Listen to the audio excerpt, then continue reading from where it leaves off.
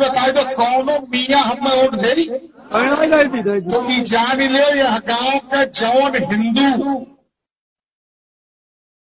अगर दूसरे तरफ जात बा तो ई जान लो ओकरे अंदर मियाँ के खून दौड़त बा।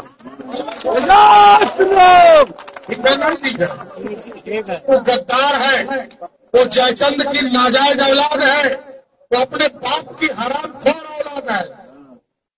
इतना अत्याचार होने के बाद भी हिंदू अगर दूसरे तरफ जाता है तो उसको सड़क पर मुंह दिखाने लायक नहीं रखना चाहिए।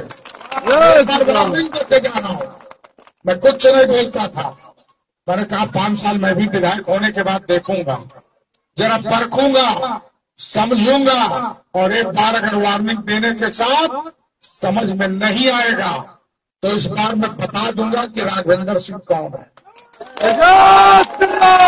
क्योंकि मेरे साथ गद्दारी करोगे तो चलेगा, मैं अपमान सह लूंगा।